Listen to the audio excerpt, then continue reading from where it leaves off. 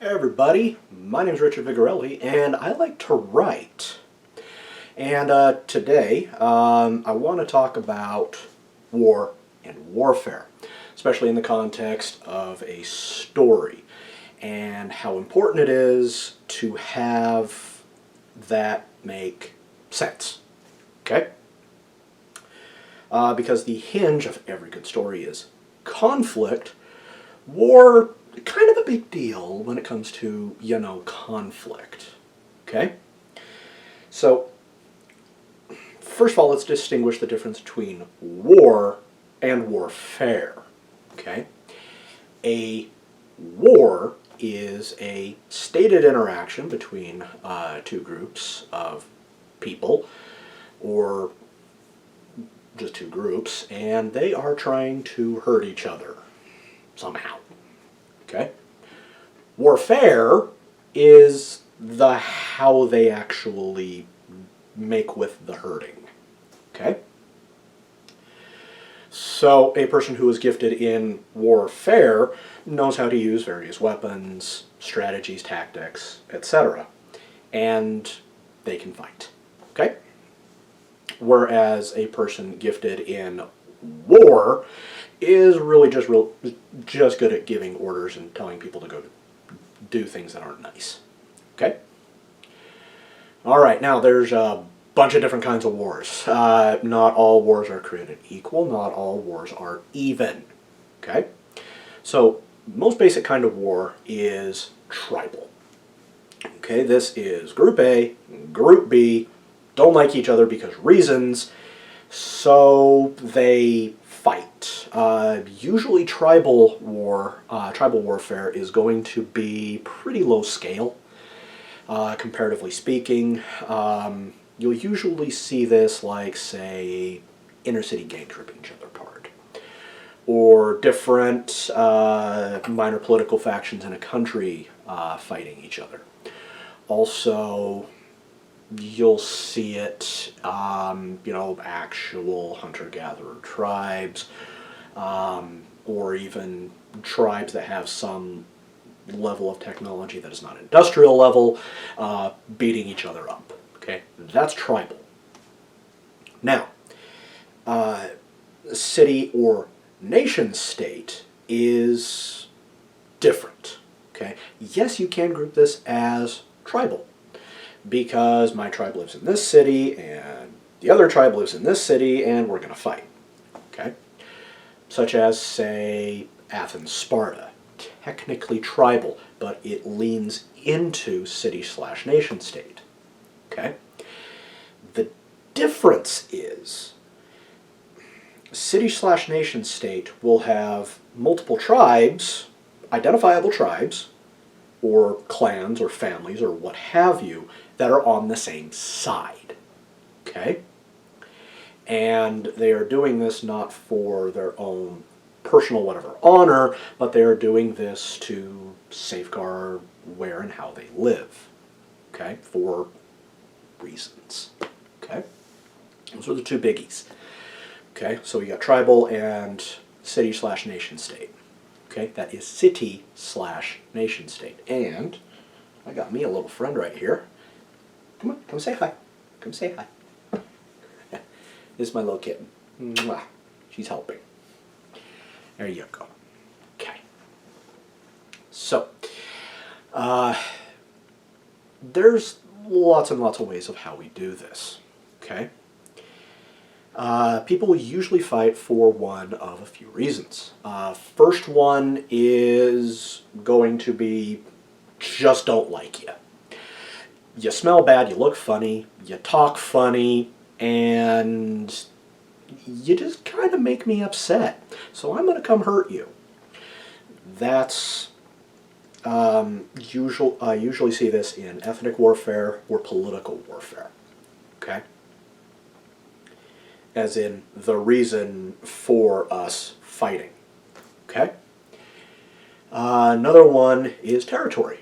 That is, I don't like you guys living there, get out. We don't want to leave. Okay then, you're going to have a bad day. Bad things happen. Okay? That is territorial warfare. One group sees an area that they want for reasons, and the other group doesn't want to leave, so they fight. Okay? Now that's the aggression. There's another one that we'll get into in a minute. Then there's resources. Okay? One group wants something that the other one has, and the other one's not willing to trade or surrender it to the group wanting. So they get into a fight. Okay? Those are usually the big ones. Now, what you do at the end of the war is also culturally based. For example, my ancestors, the Romans, when they would invade an area for territorial and often resource reasons, the people that they did not kill usually got enslaved and had to go work for the conquering army. Okay? Pretty standard in the ancient world. If your society didn't take slaves, you're weird. Like, super weird. So, there's that. Now, there's another kind of warfare that comes up in politics, and that is called a revolution. Okay? Now, a revolution and a revolt are two very different things. And here in the U.S., we can't tell them apart. See, the American Revolutionary War was a revolt. The American Civil War was a revolt. Okay? Here's how we know that.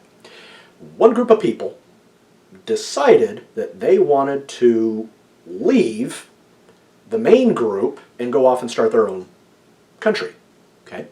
That is a revolt. A revolt is defined as a group of people within a given sovereign or autonomous nation that decides they don't want to be part of that anymore. They are either going to leave by force, or they're going to cleave off a piece of that country and make it their own. Okay? That is a revolt. A civil war, on the other hand, is we like the borders exactly the way they are, we just don't think that you're the ones doing it right. So we are going to make you do it our way, which is the right way, and if you don't like that, well, there's going to be a fight.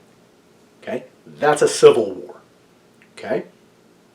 Now, a revolution is akin to a civil war, but there's a few key differences. Okay? In a civil war, it's usually we want this person to lead, and you guys don't like that, so there's going to be a fight. Okay? It's also we want a very specific ideology to be espoused, such as a religion, liberal versus conservative, yada yada, and there's a fight. Okay?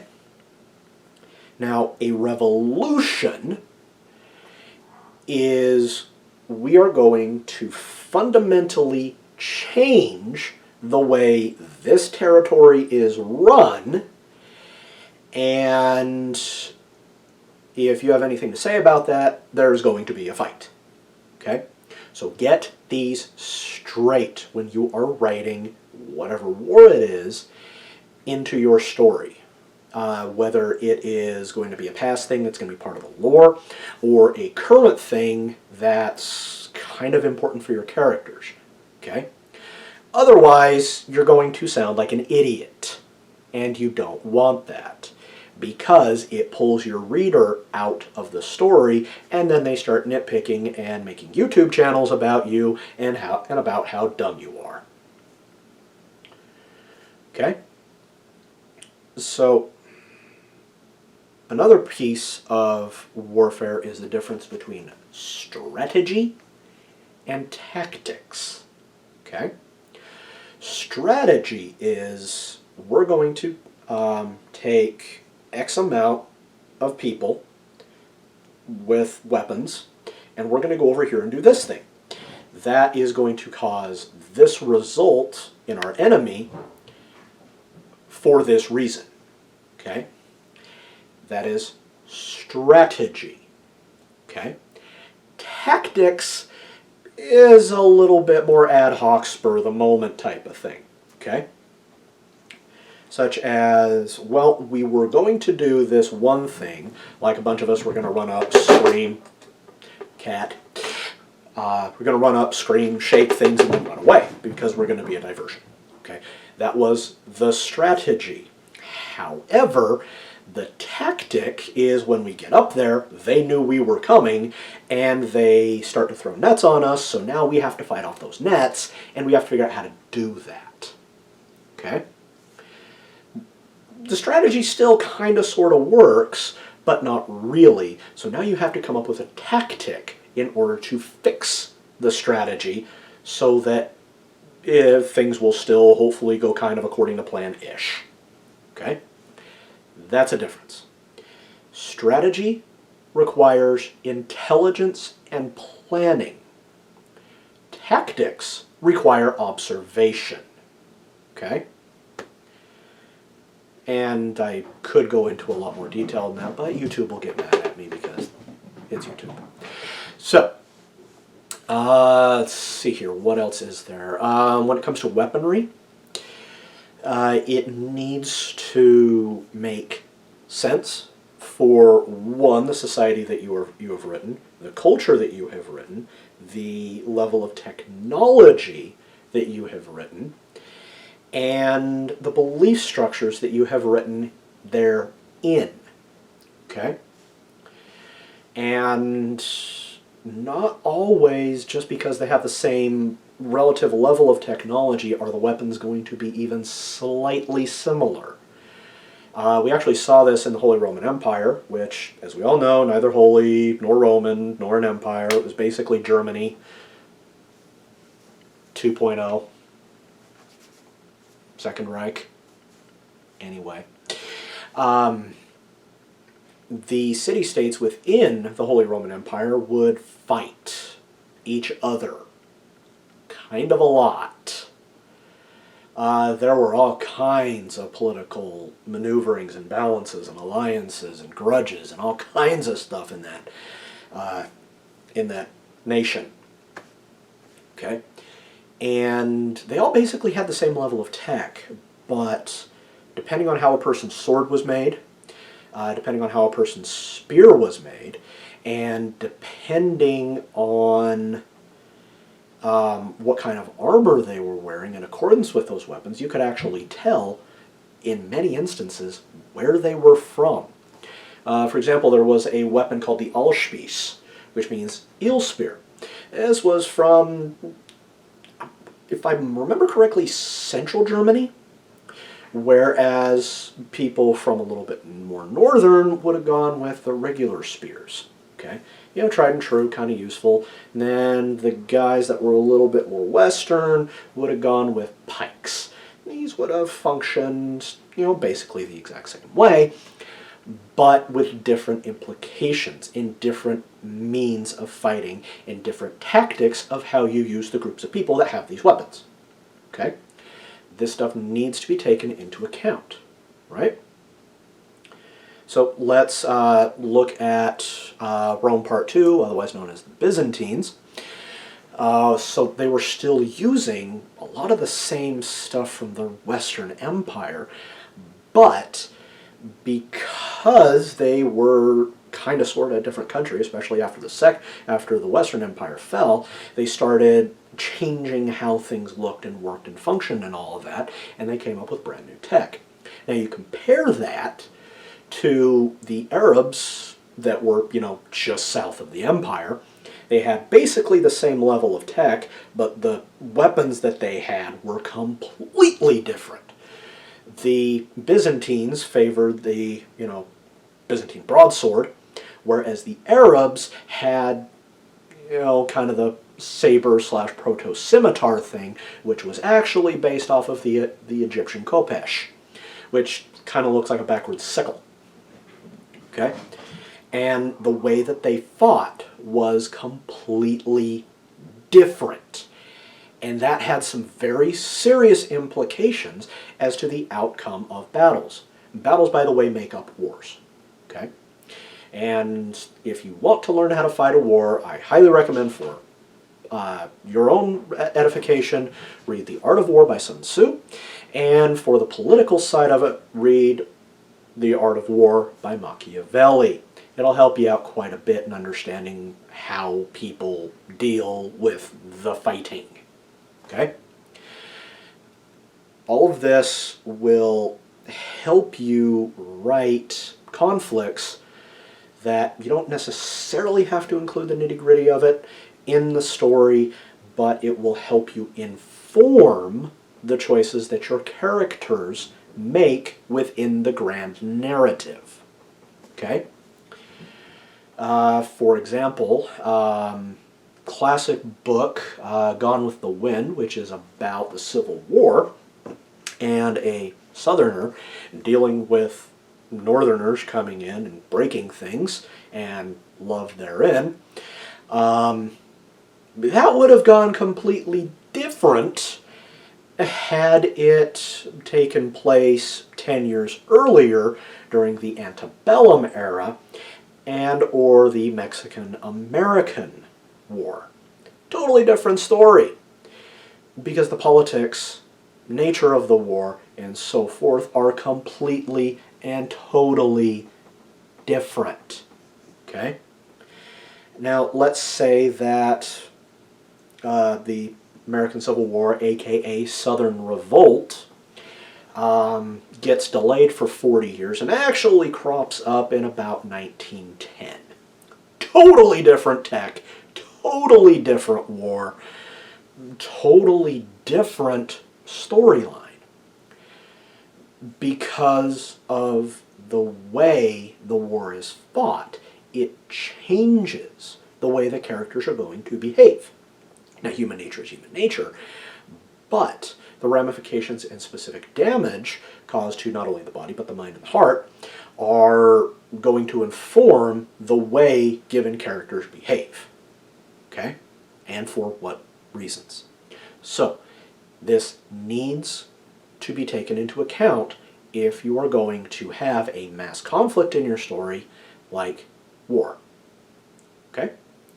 So, about all. I'll be back later with something else. Haven't been on for a while. Been busy with work.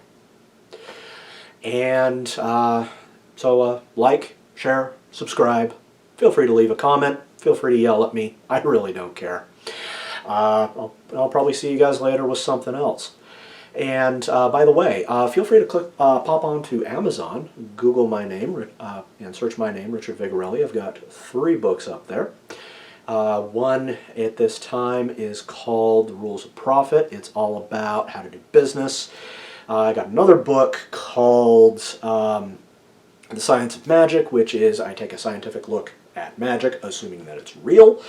And my 3rd book is my first published novel, which is called The Hidden Race, and is about the Fae in our world.